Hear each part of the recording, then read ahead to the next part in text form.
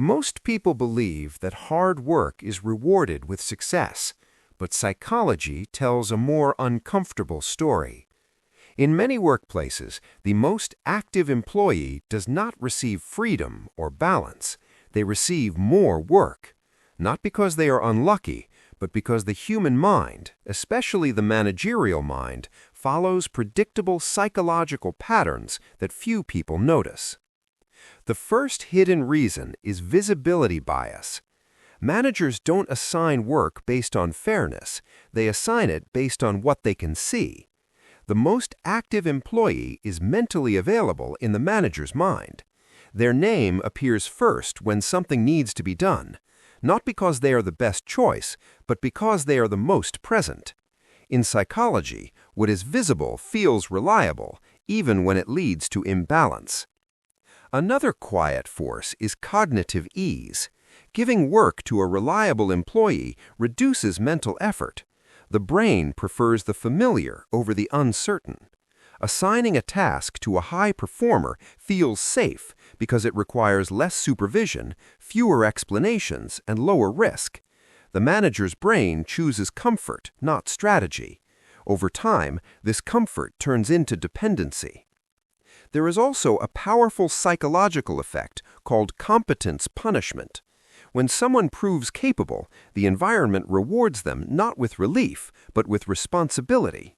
This happens because organizations unconsciously convert competence into capacity. The message becomes, if you can handle more, you should handle more. Effort is mistaken for availability. What makes this pattern harder to escape is self-signaling. Active employees often respond quickly, volunteer solutions, and solve problems silently. While this feels responsible, it trains the environment to expect constant output. Psychology shows that people treat consistent behavior as identity. The employee becomes the reliable one, and reliability becomes obligation. At the same time, less active employees benefit from strategic ambiguity. Their limits are unclear, their capacity is unknown. Because managers are unsure how much they can handle, they hesitate to overload them. Uncertainty creates protection. Clarity, ironically, creates pressure. Another hidden mechanism is reward substitution. Instead of financial rewards or promotions, active employees receive trust, praise, and more tasks. The brain interprets these as rewards, even though they increase workload.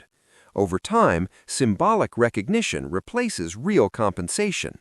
Psychology shows that people accept this exchange longer than they should because validation feels good. There is also the fear factor. Managers avoid conflict with slower or resistant employees because pushing them requires emotional effort. It's easier to overload the cooperative one. This is not leadership, it is emotional avoidance. The cost of confrontation is transferred to the most capable employee. One of the most damaging illusions is the merit myth. Active employees believe that more work equals more value, but value is not measured by volume, it is measured by impact. Psychology shows that people who constantly prove themselves often stay trapped in execution roles, while those who protect their time move into decision-making positions. Another layer is learned responsibility. Once an employee fixes problems without complaint, the organization stops seeing the problem itself. The system adjusts around the person instead of improving. Over time, the employee becomes the solution to structural failure. The more they help, the less the system changes. The mind of the active employee also plays a role. Many overperformers are driven by identity, not intention. Being needed feels meaningful. Saying no feels risky. Psychology shows that people often confuse usefulness with worth. This internal pressure keeps the cycle alive, even when exhaustion appears. Burnout does not happen because of hard work alone. It happens because of unbounded responsibility. When there is no psychological boundary between effort and expectation, work expands endlessly. The brain normalizes overload until collapse becomes inevitable. What's most interesting is that organizations rarely notice this pattern until the active employee slows down or leaves. Only then does the imbalance become visible. Psychology calls this absence recognition. Value is only seen once it disappears.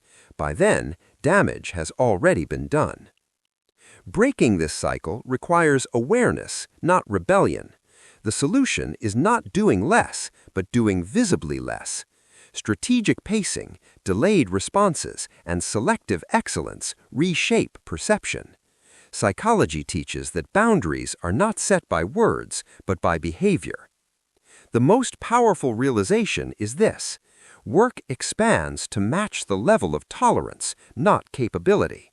The moment tolerance drops, expectations recalibrate. This is not manipulation, it is psychological reality. In the end, the most active employee does not get more work because they deserve it. They get more work because they allow it, signal it, and silently carry it. Understanding this is not about blaming the employee or the manager.